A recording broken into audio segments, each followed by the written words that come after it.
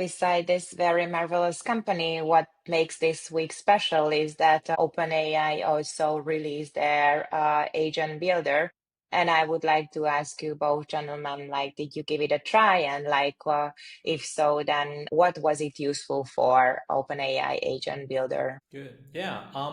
I did explore the tool because I was interested in solving one specific challenge that I have for my customers, my clients, and is generating user diagram flows in FigJam or Figma. So the actual experience that they have is that they typically get kind of like the instructions on ChatGPT, and then I said they need to kind of like move that manually to Figma because there's no solution for it. But with this integration, that looks a lot more feasible. So that's basically what I was doing, and it's a very good use case on how this can connect, deeply integrate a model like ChatGPT or OpenAI models to other tools and truly leverage the power of them more than just connect them via an API. So I think that is going to be exciting for other use cases. Okay, Dennis, do you have anything to add over here? So actually, I didn't test the builder itself because this is not my bread. But recently, this spring, we were discussing the possibility of having an app within the ChatGPT environment. We were discussing Mm-hmm. it with the AI designer from Amazon, and we were discussing that that would be a billion dollar question when it will happen and change the game. So now I'm pretty excited about the way that you would be able to use your favorite apps within the ChatGPT environment. Yeah, I think it's a very interesting time because the previous agent mode of ChatGPT, to say, was has a bit of flaws because the amount of connectors that you could use, like I mean, on connectors like external apps like Figma, LinkedIn, or other tools were limited. And in this term, Cloud AI were better with the whole bunch of suite that you could use it for. In my case, what I did with the Cloud AI was, for example, pretty similar to what Sandro mentioned. I had a client with whom I did consultation work, and I wanted to give a very nice presentation to them based, of course, on the notes, my strategical thinking, and all the points. So what I did, I was connecting my Cloud AI account to my Canva and basically did the instruction of the presentation preparation from Cloud itself without ever really going into. So yeah, there are pretty interesting use cases for different scenarios. And there are different use cases we can get in a deep dive. For example, beside consultation or doing Amazon experiences, there is this topic of sales. So, do you think that AI can help the users get more customers? And if so, then in which ways? I think that it definitely can, but the question is what type of customers, right? Mm-hmm. Because something that I myself I'm playing a lot with is on the user generated content on image content, for instance, in Yeah. which it's a lot easier for you to put your product out there in like very professional ways. What would otherwise be like a very simple or rather ugly photo, you can actually put it in a studio like setup and be able to distribute and put your product out there. And then you can also do like outreach and improve your outreach. Nevertheless, the last mile, I think that the last mile of the problem is still a human problem, is that it Mm-hmm. doesn't matter how, let's say, how complex your agent or the agent that you're using to scale your ability to reach out to customers. It doesn't matter how complex it is if you haven't done the homework of truly understanding who your customer is and talking to an actual person. So in the end, the agent or the AI is multiplying whatever you give it, right? And if you Mm-hmm. give loose, I don't know, boring or disconnected customer experiences, that's what's going to multiply. Mm-hmm. So the last mile is still a human mile. Okay. As a designer, I think Denis has a lot to add on, like on relevance and talking to customers. Well, if you're speaking about can AI help me get more customers, The answer would be definitely yes, absolutely. But let me break it down into two directions. So maybe we are talking about here both volume and quality. And if you're talking about volume, yes, automations, follow-ups, all these customer-related small steps can definitely increase the volume of the sales. So you can do more sales, more number of sales. When it comes to quality, it's a bit more trickier to set up the proper flow, but if you use it right, then AI can dramatically increase the value of your offering that will indirectly influence on the sales, but not in the number of customers, but in the size of the margin that you can gain. Okay, let's give another example over here in terms of which you already mentioned, like revenue, like actually how is that you don't have only more customers, but they will buy more. So can AI tell you like which customers are ready to buy more on your site or on during your experience? Do you think there's a way to figure it out? That is a great question because, I mean, you know that it's always cheaper to keep a new customer than to acquire one. Yeah. So I think that AI is going to probably give an edge to those that are very good at acquiring customers, right? But that probably don't have like a whole infrastructure to, like what Dennis was saying, like be able to perform on like small tasks that keep on Mm-hmm. getting the customer engaged and giving you the chance of like keeping it inside. And then what normally started, and this is something that we've been playing with, is that what normally started with, I call it like, high level engagement, meaning like making sure that I'm reminded of the appointments that I'm going to have with you, making sure that I am receiving the documents that you're supposed to send me on time. We're going to be able to see a lot more like down level success delivery, meaning like me being able to tell you as my customer, this is how you are winning with me, right? And being able to Mm-hmm. nurture that relationship and then tell you what the next steps could be in our relationship, and also what are the new things that we can do together and how I can continue, bringing value or sell you more. So I think at least it's my opinion, is I think that that's a lot more exciting than on the acquisition. I'm a little bit cautious on the acquisition part because I don't know.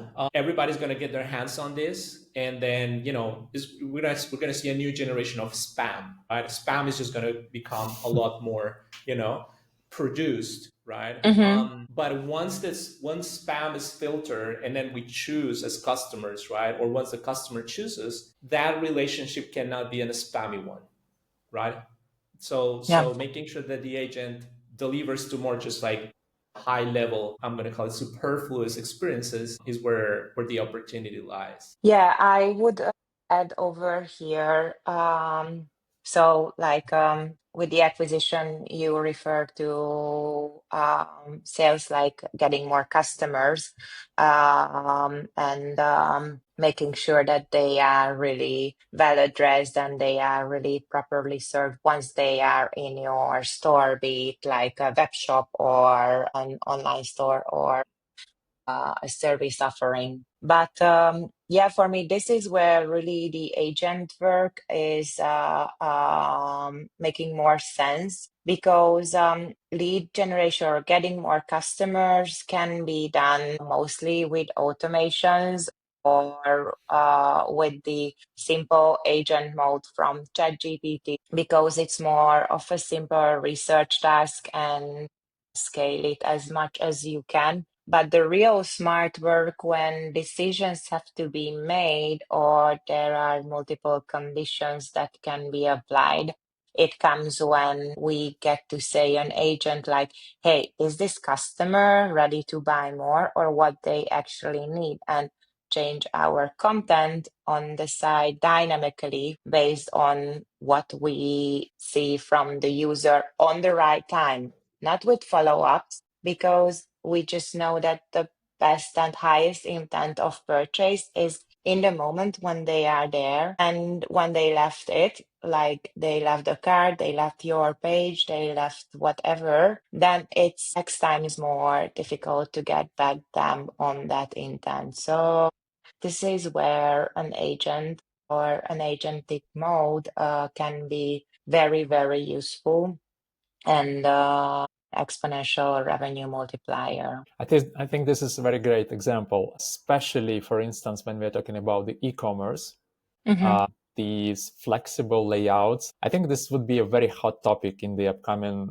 month or maybe years, because now it is still a bit tricky to rely on the AI tuning the context depending on how well it guesses the user intention or the buyer intention, for instance. Whilst if you look at the, let's say, traditional funnel, it doesn't really work. And recently, Google has published that they did the research, and based on that research, the traditional funnel from awareness to sales now completely changed, and it is not a line, right? Because there is no FOMO anymore. You can sign to follow the seller into their social media or into your favorite social media, and you would be willingly hire to go on a journey with this brand and follow them here and maybe subscribe for their email and occasionally do the purchase when you see they are active and you like what they offer. So it's kind of not a linear process, for instance, and that's why the AI should be predicting when you are at the site. But there are so many chances that when you're following this brand for quite a long time and then you decided to buy, not because you remember about these guys, but because they have launched some new product and you were one of those who saw their post or maybe video, and then you went back to the website and do the purchase immediately. So you don't need to change your very traditional and classic product page, for example. Okay, so getting a more practical example, you mentioned, Sandro, that you are working on this user-generated content or content creation part and automation. So can you walk us through like which were the parts you actually used AI agent or you used an automation and like giving it in the context like okay, this was very like plain simple my use case and this is how I got to make it work with this and this and these tools. Sure, absolutely. So let me give you some context and some background about the problem that we're tackling. So Mm-hmm. the ability right now, it's pretty simple for everyone to maybe go on a simple tool like Nano Banana or Meet Journey and drop an image and say like give it some instructions and say like put my shoes on like an athlete and whatever. So kind of like that initial, what you would call a tool, it's something that everybody is able to use right now. And then somebody, at some point people would have like some workflows on that in which would probably use a Google sheet in which they would put more organized series of image generations in that. But the true use case is using this in paid marketing at scale. Is that Mm-hmm. how are you able to generate enough variations of different image placements so that you can tailor all the customer discovery points that you have found and like do a lot of experiments that in the end are going to optimize your ROAS, your return on ad spend in like when you're actually paying for that. So that's kind of like the framework, and then we started Okay. playing with how can we use AI to help us with it. And Yeah. that's where Just we started. a bit quick add-on. So basically, it's like how can I make customized placements for different social medias on TikTok, LinkedIn, Instagram for different formats, sizes, dimensions, and captions with, let's say, one click, right? More or less. I think I Okay. can show you something if you want Yeah. to kind of like give you an idea. So Yeah. let me share my screen very briefly. So and then for the listeners or whoever is watching us, I'm going to show you kind of a very brief example of this, and I'm going to tell you Mm-hmm. what are the tools that are used. I'm going to go very briefly on it, right? Perfect. So not to confuse you with the details, but I'm using a tool that is you're pretty much familiar probably, that is called N8N, that basically helps you Hmm. connect a lot of tools together in a very simple way, in a drag and drop idea. So this is an example of what you would consider a workflow, right? A workflow is just putting a lot of tasks together, very simple tasks together in a way that you can action it them very quickly. So what this is doing is that on a simple form submission, um, it takes an input of what is it that you want to generate. Let me probably show you. What is it that you want to generate? Give me an image URL. Give me an idea of the persona that you want to use. Some instructions, right? And tell me how many images you want, right? And Okay.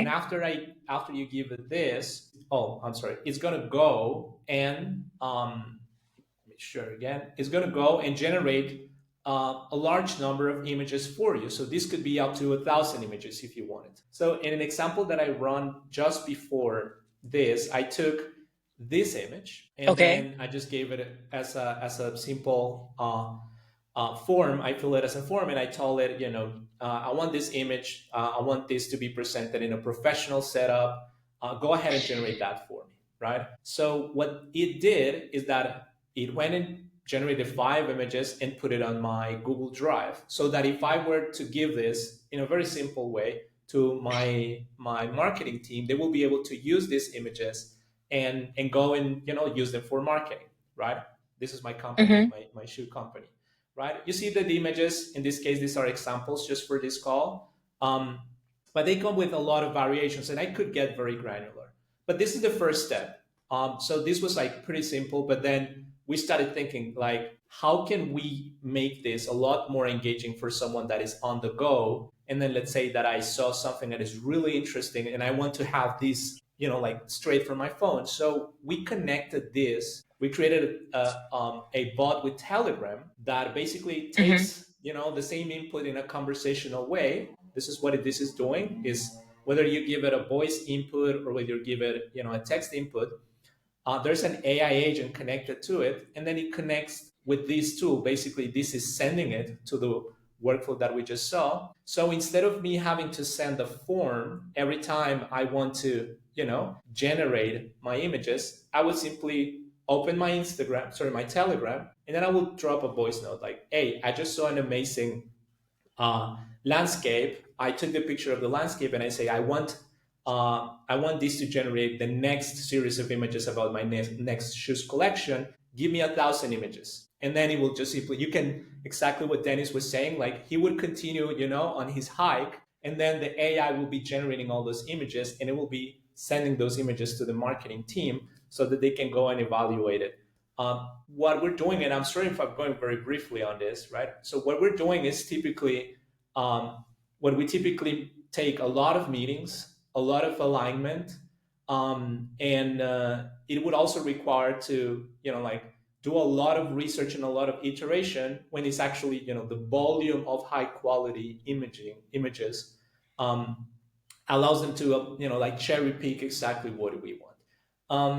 This is in a nutshell. Again, I'm going very briefly on it. I would like to, hear your thoughts on it, or what questions, what do you want me to explain more in this context? I gave the stage first for Denis, and then I will get back to it with my questions. So, Denis, your time to shoot. So thanks, Sandro, for sharing it. I think this is a very good example of how you can combine modern AI tools for the better life of the founder or maybe manager. I don't know, it can be a marketing manager as well who is doing some hiking or seeing, for example, a great spot or was inspired by someone. Maybe they are at the event and seeing the perfect booth and they can take a photo and do the same process to create new ideas and share them with the team. And this is a great example because it cherry picks both.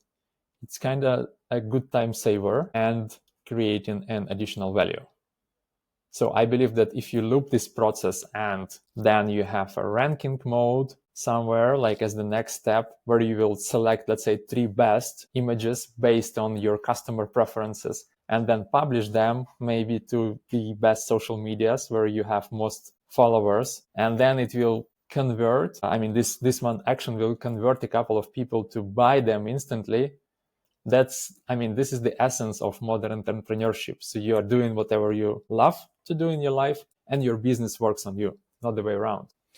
That's a great point, Dennis, because the next part of the flow is, of course, this is an example, is doing the product the proper image placing, right? Like giving them the chance to choose. This should be directly be tested how it converts. How is this actually performing? Doubling down on the images that perform better. And yes, all of this is happening on the background, right? It's like you're still walking after you send the message. So yeah, you have a good vision on it. Yeah, so giving like a comparison to the listeners, how is it different on the layers of a simple case that you can see on TikTok, that from ChatGPT, I'm telling the prompt to ChatGPT that please, I would like to sell shoes for $10 per each, and can you do that for me? So how this example is different from the one that you showed, and what's the pros and cons for that? So the first case, that when you tell it within the ChatGPT platform in the agent mode or the agent builder, is that you have to go there and open it and type it, and it's gonna be all the time on that platform, and never gonna be like separated for it, and you are kind of tied to that. That's one part. And the other is that the amount of tools that you can use within that space is limited. So, based on your location, based on your regulations. So, for example, maybe you can make it on your website using Framer or WordPress, but you cannot upload it to eBay or Amazon or whatever. So this is the first part. Maybe you can do it, let's say, but you can do it as a selected or separated, isolated example, excluding the variations. Okay. So, for example, if you say that you don't want to sell anymore only shoes, but you want to sell also a whole winter collection of shoes, leggings, and caps, and you want to do it like on 4 different platforms, then where are you going to do that? Is it like you have to go every single time to ChatGPT and do it like for every single product? And the answer is no. But then basically you can leave the space of ChatGPT and move to that workflows that you showed from Sandro, right? Like in the Nathan, in any different automation tool, you can still use the connection from the ChatGPT, but it's going to be in a different platform, okay? Because that's where you can more control the variation, the tools, and the whole variety. And the third layer is basically the story that we mentioned in the beginning of our conversation, is that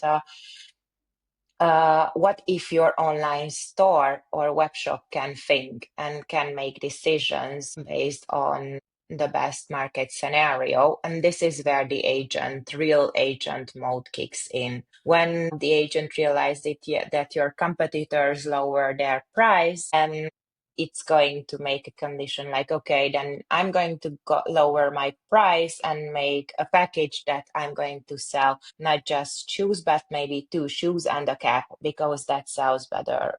Or like an experiment with tens of these variations and measure independently which is the best and select that. So I think this can be a very layered description, how much you can use only the chat GPT and its agentic mode, and when is the time when you move to an automation, and when is the time when you like really maximizing the potential of an agent mode. You've basically layered it out very, very well, Dora. Thank you for the, because yeah, one of the things that we saw was that there is and this is something we are all experiencing, right? The moment we wake up, we know that there's another model out there that promises that it does a lot of great, better, faster, cheaper things, and then I think that is in everyone's good, best interest to test that out for their business, but nobody is able to test that out, like sit down and go and check them. So I think that this is where agents, even for product discovery, like what is the product that you would be, better served you connect to it. This is what a good example of what this agent would do. Like we decided to go with not a banana, but we could use, I don't know, one of the Chinese ones that we decided to host locally in our own machines, or we're going to be use, Mid Journey, whatever, right? Like you can test, what suits you better. And I think that that also gives freedom to the consumer. I mean, us or builders as consumers as well. And just one note that probably, and I think that Dennis would also have some interesting to say about that is that I still believe that what is going to be the high differentiator in this game is the user experience. Hmm. Because I mean, everybody, we have given everybody like superpowers, right? It's like we are able to produce a lot of things, right? Like media, data, like we just can bombard the world with a lot of things. But in the end, human authenticity and human creativity is what is going to win, that last mile race. To give you an example, we were talking the other day with film producers, right? Okay. That were, this was not someone that was like on the world of like, let's talk about, how we optimize for conversion, how to know. These were film producers that were talking about their experience with how cheaply it has become to execute on a take that would otherwise cost like thousands and thousands of dollars, right? The cameras and everything that was involved. But then it's like you have removed the cost of the producer, but you still need the director. You still need the art director. You still need someone that is able to tell you like, hey, this is what humans, respond to. And then not everything is hyper optimized in conversion. There are things that creativity breaks the rules, right? There are things that we don't expect that we find interesting, right? In every experience. So that's probably my last take is that agents can take you so far, and the way you use AI can only take you so far. You still need to do a very human exercise of getting creative and challenge your creativity. Absolutely. I mean, nowadays the perfect is that, first of all. So everything that looks perfect, people automatically align it with AI generated because AI started to make these weird things way better than humans. So now there is the other trend of doing everything imperfectly, authentically, because this is where the credit trust lies on. This is the bottom line, like to make real things. And I absolutely share this point of view and agree with you, Sandro, that in the end of the day, it's us humans and our creative power and energy of connecting people together will make a difference in the world where everything can be produced in a fraction of a second. Yeah, thank you guys. I have one and one points to add on both of what you were just saying. One is that about a new form of spam and like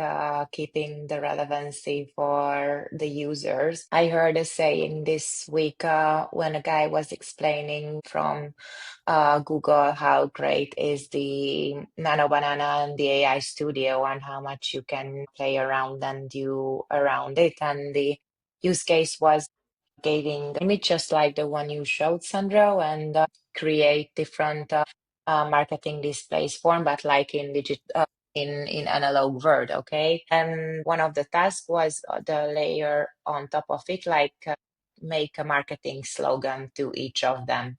And the sentence the AI was making, they were already cautious about it, but when they've seen it, like, okay, this is something, this is tells something, but it says nothing. And it is good, right? This is what we want. And I was just standing there like, no, that's not what I want because it's just overloads start to load my brain because I'm naturally drawn to find a meaning in that because it's like almost as good that it has some meaning, but actually it has nothing. So I'm just loading my brain with something that doesn't make sense instead of like a human who is coming there and making one line that actually makes sense and it talks to me and not just generated from a large language model. So I think for this reason, relevancy is still going to be a key issue, like how to how to cut through this immense amount of noise that is nowadays about the content and the updates and news we are having, and which is really a signal that talks to us. This is one part I would like to add. And the other is what you were just mentioning, Dennis, about thinking like with the human mind, doing creativity, talking in teams and not like being isolated, and like also talking to our customers, is that in the economist there was a tagline about maybe this is the area, or this is the era for the first unicorn solopreneur. And this is kind of like, if it would be boosted that you don't need like a team any longer to scale or execute or like grow a very, very cool idea. So I'm challenging this in the sense that we are already living in an isolated or individualistic society.